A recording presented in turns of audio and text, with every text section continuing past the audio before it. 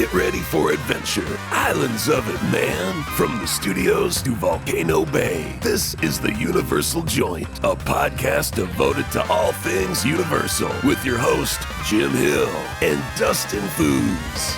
Welcome to the Universal Joint Podcast. I'm entertainment writer Jim Hill, and on behalf of my co-host, Dustin Fuhs, this is our first show for October of 2018, and it's that time of year when the leaves start to fall in New Hampshire as well as up in Toronto, and when ticket prices start to rise in Orlando. Just to jump into it, Dustin, did you see where the Disney Parks and Resorts is introducing this new online planning tool? I want to say it's going live on October 16th. The Walt Disney Company hopes that this tool is going to make it easier for guests to make sense of the Walt Disney World flexible pricing policy, which has been in place for, 3 years now? Yeah, and I always find those planning tools really funny because, yes, it's flexible pricing, which means there is a different price based on a number of factors, which could include long weekends, holidays, just busier times. And yeah, absolutely, sending us an opportunity to make things easier, to spend more money. We appreciate that. Disney's putting out this tool, but in this same window of time, here's the Universal Orlando Resort announcing that they're making some changes to admission prices to Islands of Adventure, Universal Studios Florida, and Volcano Bay. But it's kind of the other end of the spectrum. It's going for the annual pass holders, and they've announced that depending on what annual pass level you go for, and if you purchase your pass and, initiate it before April of 2019, you can get, in addition to the full year run of your pass, an additional 3 to 6 months tacked onto this thing. That's pretty crazy, though, when you're looking at it, because it's different. So Universal has always had that stigma within the industry of, people go to Disney World, and then Universal is the side park. But with the addition of things like the Wizarding World of Harry Potter and the new IPs that are starting to show up in the parks, people are starting to make Universal Orlando a destination, which it's been doing the work behind the scenes. It makes sense. Now, with annual pass holders, though, that's a different lifestyle. It's a different run of people because you're looking at people who are not just locals. They may be doing some research and putting together a Google Doc and saying, if we go for X amount of days spread out over 2 trips in a year, it may be worth us getting an annual pass. Because not only do you get the admission, but then you get all these little discounts that show up. Interesting point. Now, it's the seasonal and power pass levels of the Universal Orlando passes that they're the ones that get the extra 3 months free, whereas people who pay for the preferred or premium level of the annual pass, they're the ones who will get the additional 6 months. And even with these 3 and 6 months extension on the year-long run of the annual pass, the usual blackout dates apply for the seasonal power and preferred passes. But I think you're right. I think for a lot of folks who now, because of Islands, the theme park within the theme park of Hogsmeade and Diagon Alley, are looking to spend not just a day or so at Universal, but are looking to go back for the Holiday at Hogwarts or back to Hogwarts school event that was just held last month. So what's kind of intriguing is in this exact same window of time, we had SeaWorld, which just opened its brand new Infinity Falls sort of water coaster thing. They announced their own new 4-tiered system for annual passes, and we're not all made of money that some of us have just bought very expensive condos. They've set up this thing where if you're a theme park fan on a budget, you can actually purchase a SeaWorld annual pass set up for $10 a month. That is crazy. It doesn't make any sense, but I see what they're doing. I see it. So being from Toronto, knowing that I am not a local to anything down there. I've held Universal Orlando annual passes. I've held Disney annual passes. There are so many different options down there that absolutely you could be running your entertainment budget could be more than mortgage payments. Just the amount of money that goes out for you to enjoy the theme parks. But with SeaWorld, because they know that they are in the 3 spots, they want to give that opportunity so people can still come and spend money at their park. So they're going the opposite way, where Universal is like, we know that you want to visit our location. Here's the price. We'll give you discounts to spend more money, but we're still getting our dollars. Where with SeaWorld, they're like, we want to be included in this conversation. And we have coasters, we have new stuff coming, we have all of these different projects and Christmas and Halloween and all these things, and you can come for as little as $10 a month. You're going to go, and you may not spend all day there, but you're going to buy a lunch. Yeah. So they are already putting additional funds into past just the initial ticket offering. Interesting point. And speaking of seasonal offering, just saw some pictures online where they're already installing the Sea of Trees, which is part of SeaWorld's annual holiday programming. But they're not the only ones who are getting started earlier in Christmas, are they, Dustin? It was very weird seeing this. So over in Universal Studios Hollywood, they are in the midst of Halloween Horror Nights. It is happening. The amount of people that are walking through that park, looking at all the backdrops and the lights and it's amazing. But as you're walking along the upper lot, right beside Halloween displays are palm trees that are covered with Christmas lights. And it's going on right now, the beginning of October. You can walk through the upper lot and, hey, look, Christmas light. Really? Christmas light? And even on the arch, if you look really closely, you can see red, green, and white Christmas lights. Well, I mean, I guess the thing that you have to take into consideration, this Christmas especially is going to be huge for a Universal, what with the release of the Grinch, the new Illuminations Entertainment thing, which actually bows on November 8th. This is the one where they got Benedict Cumberbatch to be the voice of the Grinch. And when I heard that, it was like, okay, this is going to be kind of interesting. Especially when you factor in that for how many years now have they been doing the Jim Carrey-inspired Grinch stuff? That came out, 2000. So we're almost 20 years of that version of the Grinch. And now with the Benedict Cumberbatch animated folks, what Illumination are doing with this, I have to admit, I'm going to be fascinated to see what they do in that Universal Plaza area, because that's where they always set up Whoville and they do the wonky Christmas tree, and they still have, if you ride the tram out there, you get to see the sets for the Ron Howard live action version. But I get why they'd be starting early. Obviously, they want to support Halloween Horror Nights in Hollywood ends on November 3rd. The actual celebration at the park, at least out in Hollywood, starts on the 17th. Yeah, and it goes all the way until January 6th. And, when we're looking at it, that's almost a solid 2 months of the Christmas flavor. And when we're looking at the idea that with Disney, Halloween starts in August and goes straight until November 1st. So December 31st is that transition. And then overnight, I've seen it number of years over on YouTube or on their social medias. They'll show the time lapse of the transition between the two programs. It's usually a 1 or 2 night thing, and they have everyone come out. They've been spending months, getting this orchestrated. And Universal has always, they have their holiday situation show up. Everyone knows about Halloween Horror Nights, but there's so much that goes into the background.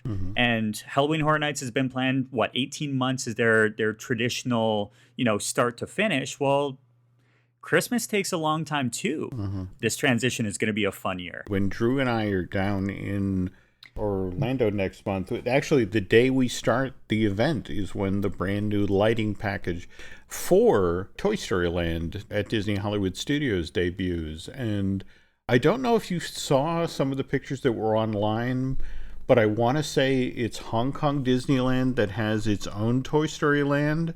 And do you remember the Sid's monster toys? Yeah. From the original Toy Story movie from '95? They actually installed those at that park. And in the years ahead, are we in fact going to see? Because there's always been this talk of Disney Hollywood Studios, and because of how hugely popular Halloween Horror Nights is at Universal Studios, having its own Halloween event, and they've done the Villains Unleashed things, those one night only things, but they've never done the full sized Halloween event. So having just seen these photographs, it's just one of these things where it's like, wow, I really hope that comes stateside, especially at Disney's Hollywood Studios. I would love for Disney to do a slightly creepier Halloween event. I mean, don't get me wrong, Mickey's Not So Scary is fun, but it's fun the first time. I think we've talked about it. I know that you and Len have talked about it a number of times, that the updates just don't happen. So that's why with the differences between Halloween Horror Nights constantly bringing out a brand new event year after year with new franchises all combined, there's a reason to go. Where with a lot of the Disney stuff, as soon as you go to a Mickey's Not So Scary, you're like, okay, I've seen this show. I've seen this huge lineup to go and meet some of these characters, like, an hour and a half, 2 hours to meet Jack and Sally. Well, that doesn't change year after year. So for us, especially looking at Universal Studios, there are some creepy situations that they can draw upon, especially with Harry Potter. And as they start bringing in the newer franchise, especially looking forward, and we don't have this anywhere, but talking about Nintendo coming in, I'm sorry, some of those characters could really do well for a Halloween overlay. We know about the Nintendo Land for Universal Studios Japan, but they've been fairly closed-mouthed about what's going where in regard to the two stateside parks. But looking back to Disney, though, that maybe they could update some of the stuff for Mickey's Not So Scary. I think the newest offering is the Hocus Pocus show in front of the park, the castle, which, by the way, 2015. Yeah, well, but also this year being the 25th anniversary of the release of the original film, it's been kind of interesting if you've seen any of the videos of taken in front of the castle. The audience, when Winifred is like, oh, it's been 25 years. And, since they get this weird round of applause, like, yeah, it's 25 years. But one of the reasons why maybe Disney isn't putting the money, into, Not So Scary is, well, there's this Fox acquisition, $71.3 billion. And, you and I talked a bit about the Sky acquisition, and from Disney's point of view, it would be cool to own that, but it's not necessary. Whereas Comcast, you and I talked about how it was kind of essential that Comcast sees itself as American-based company and wants that worldwide reach. Sure enough, the 22nd of September. After much muscling back and forth, Comcast put in a $39 million bid on this satellite service, and just 4 days later, 20th First Century Fox, which had been pursuing Sky, under Rupert Murdoch's orders for years, at Disney's request, 20th Century Fox turned around and offered the 39% that it owned of Sky to Comcast for $15 billion. And so that, as a direct result, the parent company of Universal Parks and Resorts now becomes the full owner of that satellite service. Now, we had discussed that earlier this summer. There was some very interesting back channel chatter about Comcast wanted Sky, and Disney was willing to give it up with certain concessions. Well, Disney wanted Fox, and Fox was, there was that bidding war that went back and forth, and Disney had the opportunity to be like, hey, if we get this, there is a chance that we can not sweeten the deal or anything like that. You never do that, but there's a way that you can go from one front runner to another front runner. In the bidding war between Comcast and Disney, they had to up their bid by almost $20 billion more to finally close the deal for 21st Century Fox. And then at that point, rather than continue the battle, Comcast was, all right, we bow out. So it didn't get pricier or scarier, but supposedly Disney agreed to bow out, to not do the exact same thing, to needlessly drive up the price of Sky, which, by the way, even when they bought Sky, Comcast stock took a hit because there's a number of shareholders, or at least folks in the financial industry. It's like, geez, I think you paid too much for this, and what are you going to do with it? So the stock took a hit, but Disney didn't pursue it and drive the price up further. And supposedly the reason for doing that is that there's some sort of an agreement on sunsetting the theme park rights to the Marvel characters, at least as far as the Universal parks in Florida are concerned. The way Universal would then find something new to put into Marvel Superhero Island was that they would use the characters, songs, and settings of Wicked, the Broadway musical, which, by the way, Universal Theatrical Arm produced. And I know that sounds weird. Universal Studios Japan actually had a Land of Oz that was keying off of Wicked. It ran at that park from July of 2006 through January of 2011. And in the Emerald Theater, in this part of the park, they did several times a day a cut down version of Wicked. So taking that into account, there's a precedent that Universal, creative people have previously done stuff with Wicked in a theme park setting. Wicked's been running on Broadway for 15 years. October 29th, for those of you who are Wicked fans, on NBC, which coincidentally, again, owned by Comcast and Universal, they're going to be doing a special that celebrates the show's 15th anniversary on Broadway. In fact, Dina Menzel's, the original Elphaba, is going to perform as part of the show. She's actually going to be co-hosting with Christine Chenoweth, the original Glinda. And what's kind of interesting about Universal doing this at this time is that if you've been paying attention, Universal, after many, many, many, many years, is finally getting serious about the Wicked movie. The guy who's assigned to this project to direct it, Stephen Daldry.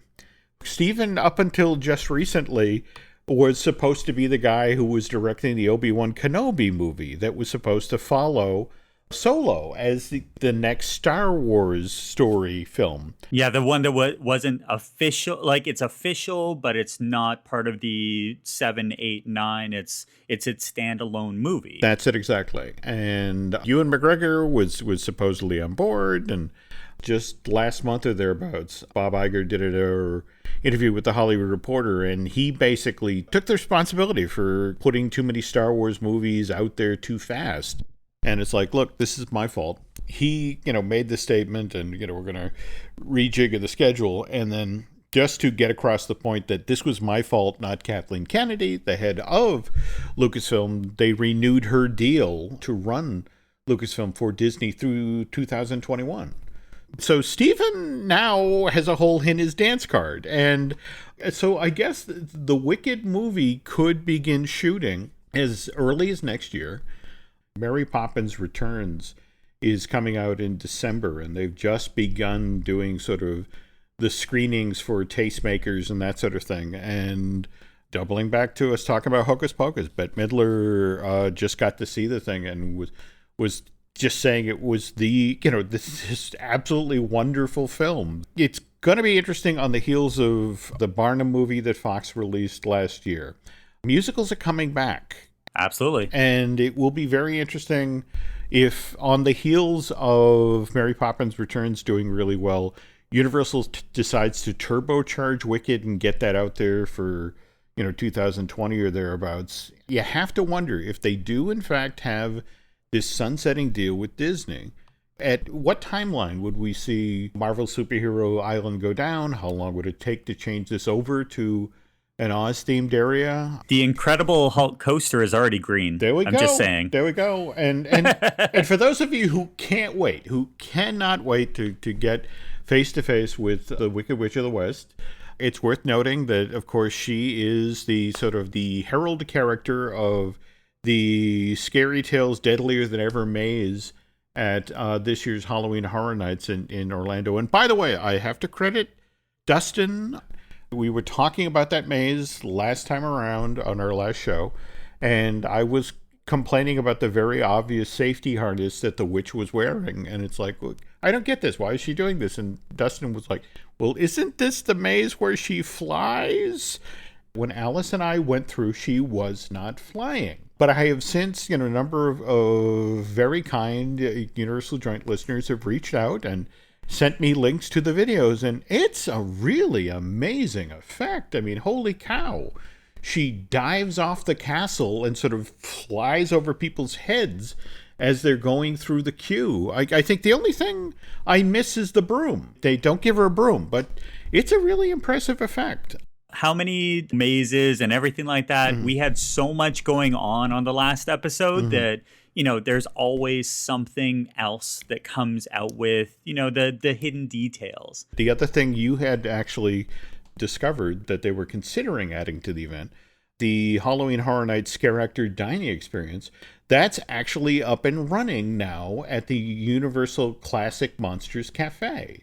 Who comes to your table as you're sitting there, enjoying your yellow rice, but the bright green Wicked Witch of the West. I thought you were going to say Mike Aiello. I'm like, that would be so cool. Oh, no, Mike, you have a healthy color. You're not green.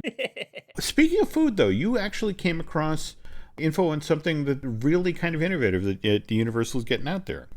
Yeah, so with Universal Orlando, it is a working theme park, and we can talk a lot about what's coming and, the future of, various intellectual properties and what's being built where, but they still are running a business, and part of the enhancements that comes with theme parks is knowing what the mouse up the street is doing. And we've had it for years that mobile ordering is a huge part of saving the mindset of guests who are basically going from one line to the next to the next. So recently they added mobile ordering to their official theme park app. So all you have to do is go in. It uses GPS and location base, so you can't order when you're not there. But when you're wandering through Islands of Adventure, there are 3 different locations right now. But keep in mind, this will definitely change as more of the locations are uploaded.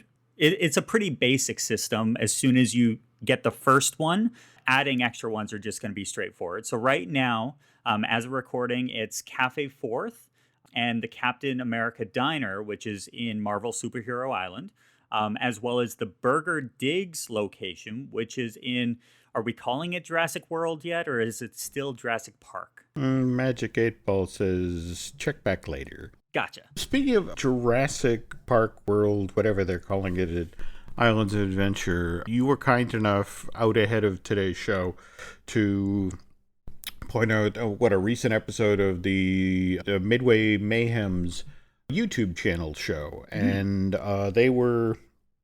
they've been doing a really superb job of documenting all of the prep work that's being done for that coaster that's supposedly coming to Jurassic Park, to Islands.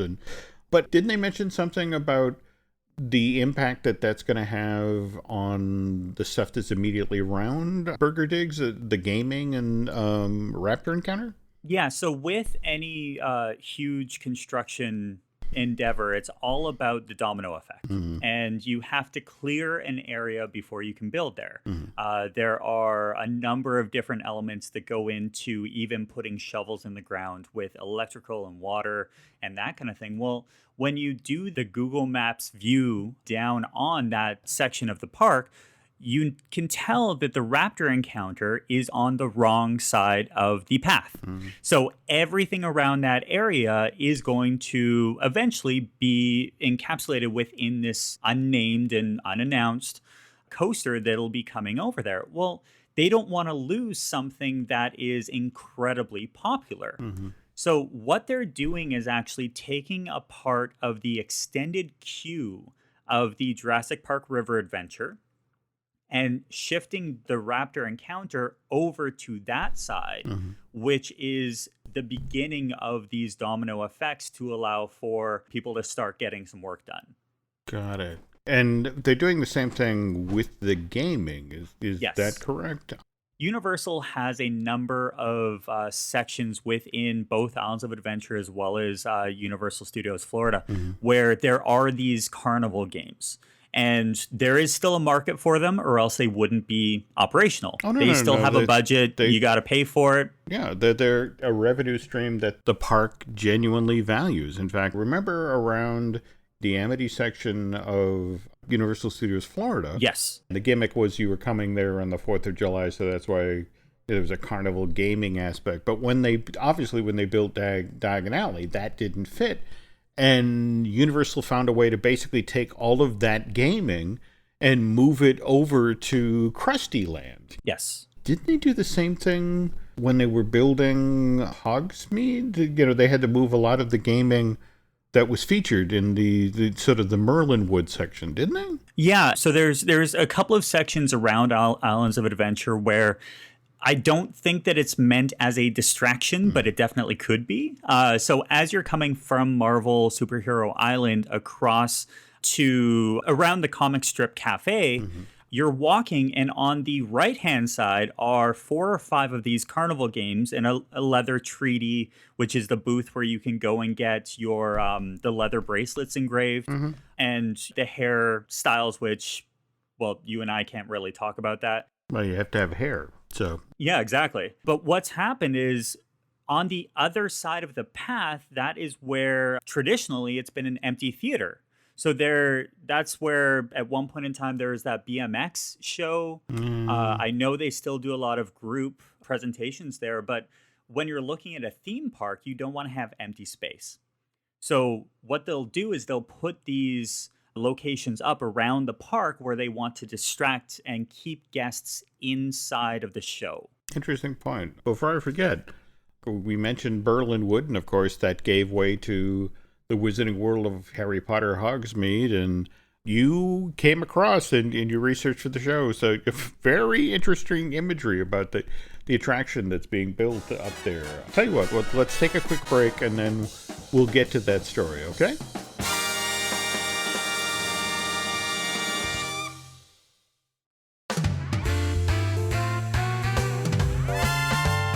And we're back. I want to say you found this over at Theme Park University. By the way, a website I highly recommend. Josh Young does some amazing work over there. But Josh, I guess, found this piece of artwork that was put up on Pottermore. And for those of you who don't know, the Pottermore website is the global digital publisher for Harry Potter and the Wizarding World. J.K. Rowling launched this several years back, and they do some really fascinating stuff over there. But it's the first piece of promotional art that I've seen for the Hagrid coaster.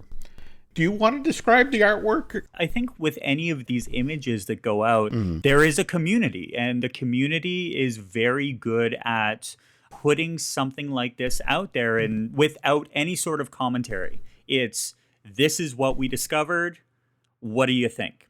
And when you look at it, it is incredible. So it's basically a roller coaster, and there's a lot of hidden gems within this poster. Definitely go in and check it out. Just do a straight Google search for the Harry Potter coaster at Universal, and it'll pop up. But what's interesting is what's in the background. So Hogwarts Castle is in the background, but on a different stage than we are used to seeing it. It's there, but it's not the forefront. There's something else in the forefront, and it's these pixies, right? Cornish pixies. Yep. So what does that have to do with the coaster? And what's really funny, when you see the construction, there's a lot that's going into the building of this, that some of those details are showing up in this first poster. Yeah, there's kind of a tumble down building, which I'm assuming is going to be our load unload. Basically, you see the coaster track coming out of this ridiculously thick forest. And of course, if you're a Harry Potter fan, what forest? You know. Yeah, it's the Forbidden Forest. And I guess the trio of Cornish pixies that are in the foreground are sort of, Cornish pixies are not cute, and they have teeth. And so that just sort of hinting at that mix between magic and menace that we're going to find on this ride. The thing that leaped out right front for me is the line of text that they put across the top. A magic new adventure is coming in 2019. So 2019, that's 12 months. Well, yeah, but let's be clear here. It didn't say spring 2019. It did not say summer 2019. It just said 2019. We've seen this before, though. Yeah, we have. In fact, it was 10 years ago. Well, 10 years from 2019 to 2009, Universal Orlando's Rip Ride Rockit. This coaster was a hugely ambitious project. I mean, when you think about it, they built a coaster basically down the spine of this theme park. That thing stretches from the front lot, which is, what they call the entrance area for Universal Studios Florida. It goes through the production central area, which is, again, where you find Despicable Me, Minion Mayhem, and the Music Plaza outdoor stage area, all the way back to the New York City section of the park. The original ride path for this thing went over the Twist It, Ride It Out indoor attraction, and today it goes over the Race Through New York Jimmy Fallon thing. So this thing gets announced in March 2008, I want to say, after months and months of rumors of a coaster coming. And at that time they said, a spring 2009 opening? Construction begins just a couple of months later, May of that same year. And they really, humped this thing along. I mean, the first pieces of track are put into place the first week of December 2008. From a project planning point of view, Rip Ride Rockit was almost ridiculously impressive. The park never closed. Think about it. Halloween Horror Night 18 went forward as planned that year. And in fact, it ran from September 26th through November 1st of that year, just 23 nights, which production of the sound stages was never interrupted. And I was talking with a longtime employee at Universal Creative. They only had to cut power at the park during the construction of this for one night. And this was after the guests had left for the day, after all of the television and movie production people who work in the sound stages had gone home. And by the time everyone came back in the morning, power had been restored, and this project continued to chug forward. Even as far into the project as February of 2009, here's Universal. They launch a website that begins to hype that Rip Ride Rockit will be opening that spring, and the last piece of track gets winched into place April of 2009. And the original plan was this thing would open for Memorial Day of 2009, which as you know, Dustin, that, face it, that's basically the start of the summer season for most theme parks. It looks like everything's going great, except now here comes April 23rd, and here's poor Tom Schroeder, the spokesman for the Universal Orlando Resort, who has to say that the opening of this attraction has now been pushed back to the late spring, early summer of 2009. And nobody wants to talk about why. I love when he says, though, we're going to open it when we believe it's absolutely ready. That is PR speak that you read about when you're going to school for how to handle a situation. Yeah. We're going to open it when it's ready, when it's perfect. Yeah. I hate to say it, but this makes me think of the Saturday Night Live joke. Alien Encounter opened at Walt Disney World's Magic Kingdom in, I want to say, 94. The story was that Michael Eisner had come down and attended the attraction and said, it's not scary enough. We have to, and so the show closed. And for 6 months, they figured out how to make it scarier. And I want to say it's Dennis Miller, who was the host of Saturday Night Live at that point, and was mentioning this as part of the news parody thing that they do in the show. Basically what he said, the way that Disney was going to make the attraction scarier, they were just going to keep it the exact same way, only remove 3 bolts. It was going to open in June, and then it was going to open in July. And by the time Rip Ride Rockit finally opened in August of 2009, the summer was basically over. Universal had put a lot of money into billboards and flyers, and as I mentioned, a website that, was to herald this attraction that missed its original opening date by 3 months. And when you lose something like that for a summer season, that's really tough for a theme park. Especially if you're trying to get locals through the door. Oddly enough, same thing happened to a lesser extent with Diagon Alley back in 2014. That was more because they had an extremely wet spring, which put that project behind schedule. When they were promoting that, they said summer 2014.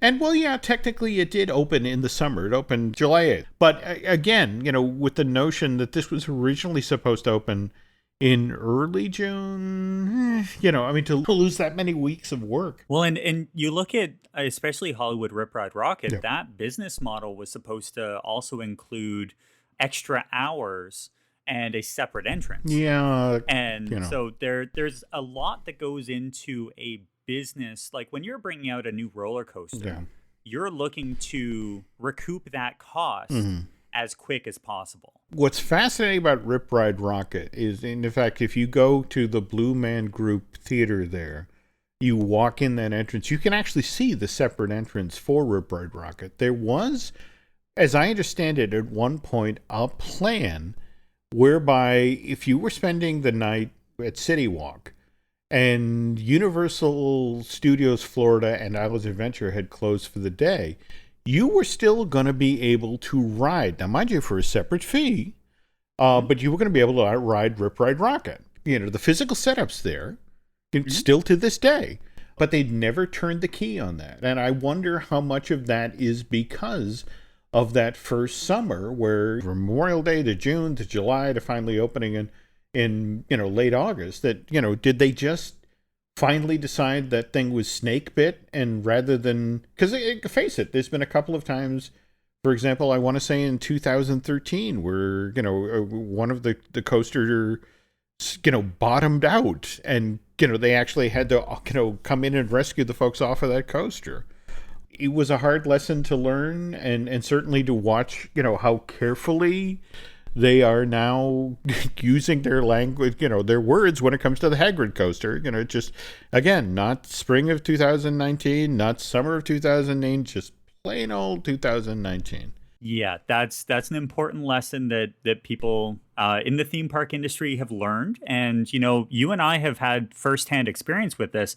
You over the longer course of your career, where someone tells you it's happening, and then you start going out and being like, okay, it's happening. This is what's going to be coming. You see the concept art, you see everything, and then either it gets canceled or it gets put into a different mindset altogether. What a lot of people don't realize that theme parks are, as I said before, living, breathing, working locations where things come up. And, whether or not it's a weather situation or it's money going out the door, like $71.3 billion, that's just the way that the business works. So unless something is physically in a location with the sign ready to go, that's when I realized, okay, it's going to show up. Until that point, it's all just talk.